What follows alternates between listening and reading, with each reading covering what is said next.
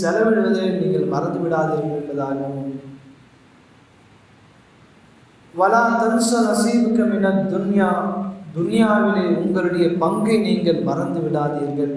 வ அஹ்சின் கமா அஹ்ஸன அல்லாஹு இலைக், அல்லாஹ் உங்களுக்கு எப்படி செல்வத்தை கொடுத்து உபகாரம் செய்தானோ அதே போன்று நீங்கள் ஏழைகளுக்கு உபகாரம் செய்யுங்கள், மற்றவர்களுக்கு நீங்கள் உபகாரியாக இருங்கள் என்பது போன்ற பல வசனங்களில் அல்லாஹ் தஆலா கொடுத்த செல்வத்தை நாம் செலவிட வேண்டும் என்பதற்காக பல்வேறு ஆயத்துகளில் அல்லாஹ் தஆலா நமக்கு சொல்லி காட்டுகின்றான். அன்பிற்குரியவர்களே, அல்லாஹ்வின் நல்ல அடியார்களே, ஜகாத் இருக்கின்றதே இது ஒரு வறுமை ஒழிப்பு திட்டமாகும். இஸ்லாத்தில் கூறப்பட்ட அற்புதமான ஒரு திட்டமாகும். இந்த உலகத்திலே வறுமை இருக்கக்கூடாது, யாரும் உணவிற்காக கஷ்டப்படக்கூடாது, யாரும் அவருடைய வாழ்வாதாரத்திற்காக சிரமப்பட்டு கொண்டிருக்கக்கூடாது, எல்லோருடைய வாழ்க்கை தரமும் உயர வேண்டும் என்பதற்காக அல்லாஹ்வால் வழங்கப்பட்ட உன்னதமான திட்டம்தான் வறுமை ஒழிப்பு திட்டம்தான் ஜகாத் என்ற கடமை. ஜகாத் இது தனி மனிதனின் வறுமையை மட்டும் ஒழிக்கின்றதா என்று சொன்னால் அது மட்டுமல்ல, ஒரு சமூகத்தையே மேம்படுத்துகின்றது, ஒரு சமூகத்தையே முன்னேற்ற பாதைக்கு கொண்டு செல்கின்றது இந்த ஜகாத். இன்றைக்கு நாம் பார்க்கின்றோம், முஸ்லிம்களுடைய பின்னடைவிற்கு காரணம் என்ன, இஸ்லாமியருடைய பின்னடைவிற்கு காரணம் என்ன என்று நாம் அலசி ஆராய்ந்து பார்க்கும் பொழுது அதிலே வரிசையாக வருவது என்னன்னு தெரியுங்களா? அவருடைய வறுமைக்கு, அவர் பசி, பட்டினி, கல்வியின்மை, சுகாதாரமின்மை, அதே போன்று வேலை வாய்ப்புகள் அவர்கள் தேட முடியாத ஒரு நிலை, இப்படியாக பல்வேறு காரணங்கள் கூறப்படும். இவைகளுக்கெல்லாம் அடிப்படை காரணம் என்ன, இவைகளெல்லாம் வருவதற்கு காரணம் என்ன என்று சொன்னால் அதிலே முதன்மையாக நிற்பது வறுமை, செல்வம் இல்லாத ஒரு நிலை, காசு இல்லாத ஒரு நிலை. இவர்கள் முன்னேறி செல்ல முடியாமல் அவர்கள் இருந்த இடத்திலே தன்னுடைய கஷ்டத்திலே மீண்டும் மீண்டும் கஷ்டப்பட்டு வறுமையோடு வாழ்க்கையை கழிக்கக்கூடிய ஒரு நிலையை நாம் பார்க்கின்றோம். ஏன் அரசாங்கமே கணக்கெடுத்து பல ஆணையங்களை அமைத்து இஸ்லாமியருடைய நிலைமை எவ்வாறு இருக்கின்றது என்பதாக பல ஆணையங்கள் மூலமாக, கமிஷன்கள் மூலமாக சொல்லி இருக்கின்றது. இஸ்லாமியர்களுடைய கல்வி, வேலை வாய்ப்பு, இன்னும் பல விஷயங்களில் அவர்கள் பின்தங்கியே இருக்கின்றார்கள் என்று பல கணக்குகள் அரசாங்கமே சமர்ப்பிக்கின்றது. கண்ணியமிக்கவர்களே, இவைகளெல்லாம் நீக்குவது எப்படி என்று சொன்னால் ஒரே ஒரு வழிதான்,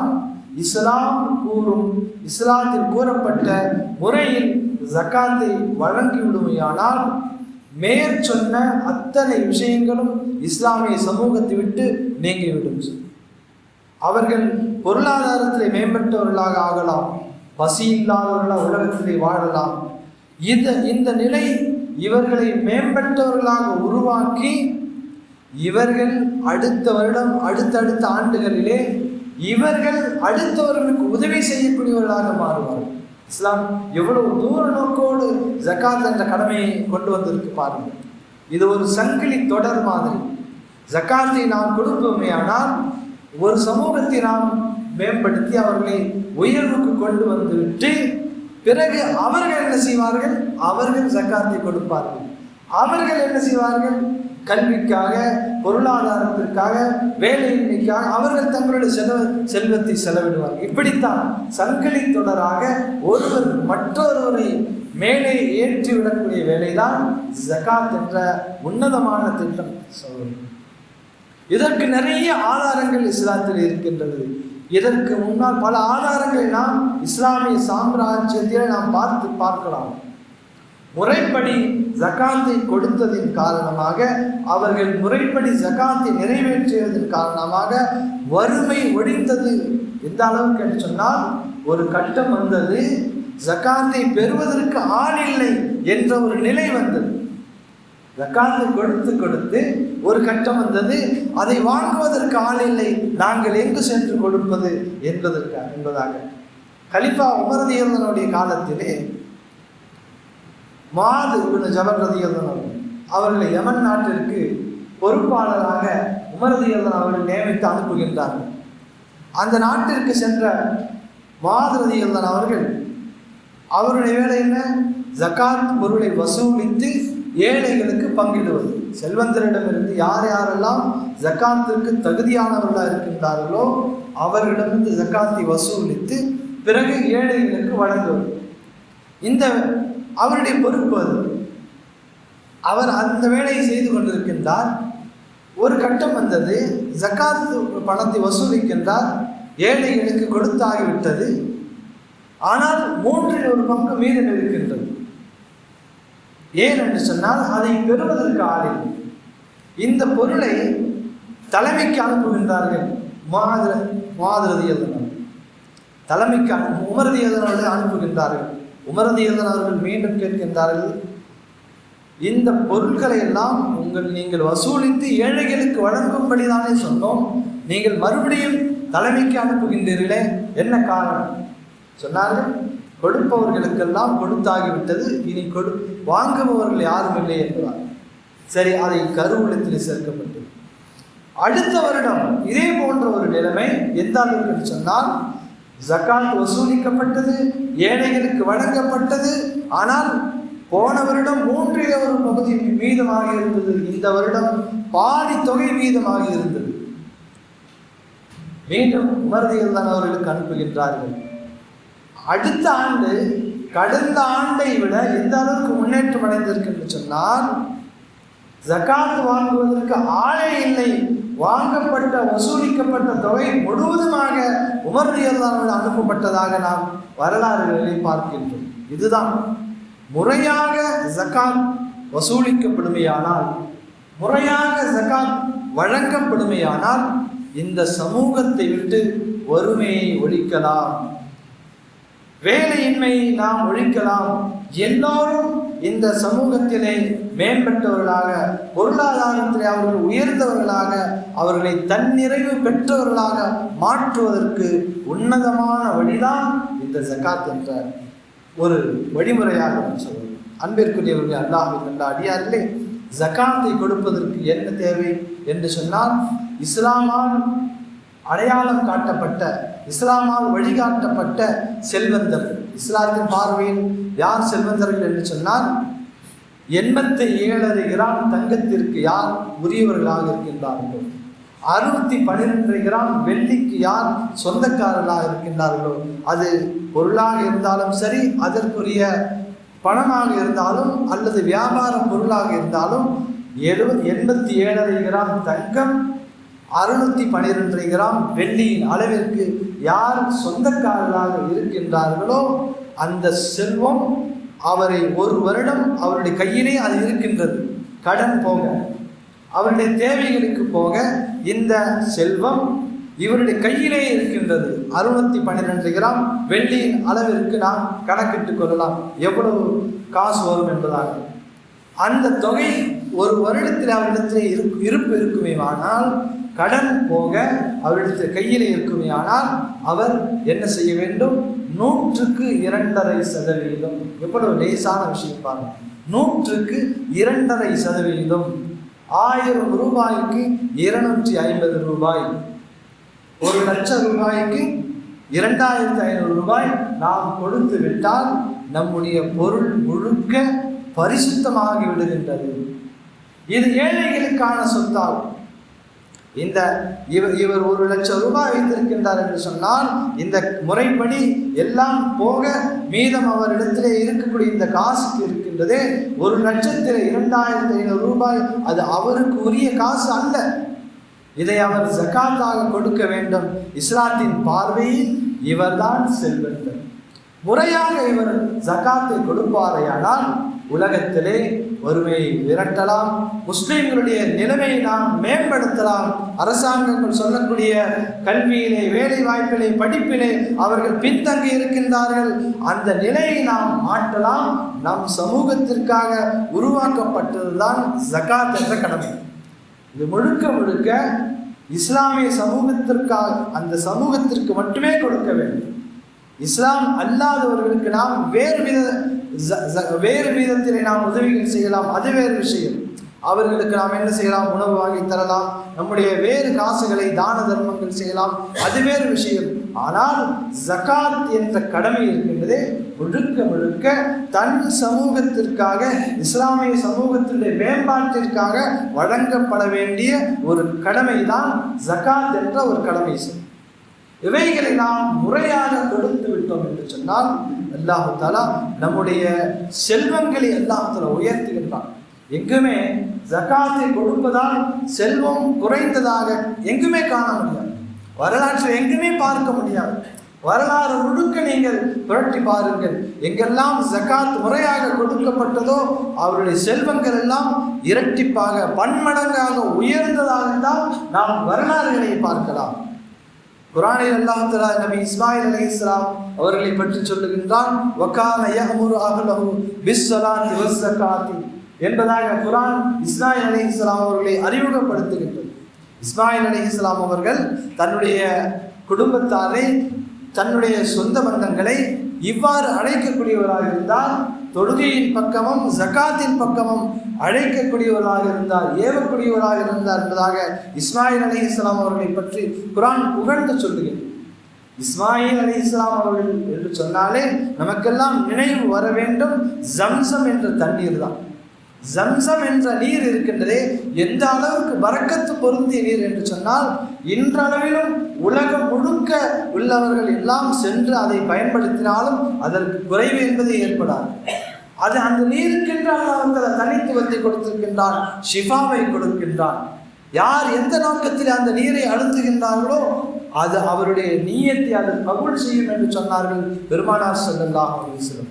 அன்பிற்குரியவர்களே, இப்படியாக இந்த இஸ்மாயில் அலைஹிஸ்ஸலாம் அவருடைய பாதத்தின் கீழே வந்த அந்த ஜம்சம் நீருக்கு எந்த அளவிற்கு பரக்கத்து இருக்கின்றதோ அது போன்றுதான் ஜகாத் என்ற கடமையை நாம் கொடுத்து நிறைவேற்றிவிட்டோம் என்று சொன்னால் அல்லாஹ் தஆலா பன்மடங்காக அதை வளர செய்து கொண்டே இருப்பான்.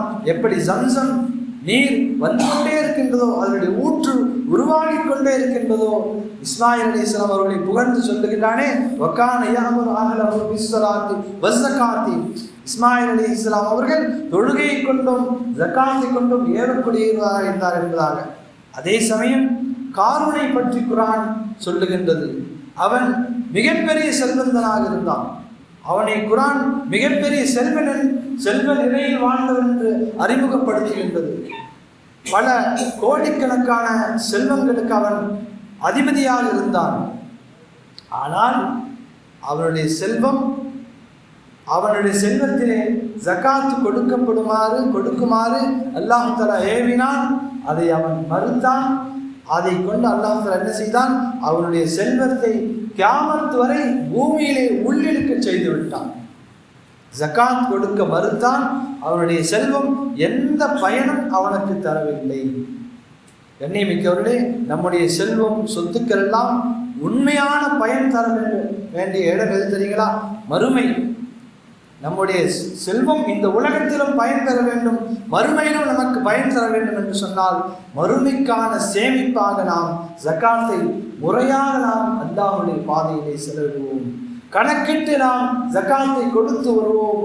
இதனால் உலகத்திலே வறுமையை ஒட்டலாம், பல்வேறு விதமான பசி பட்டினிகளை, வறட்சி நிலைமைகளை நாம் மாற்றலாம்.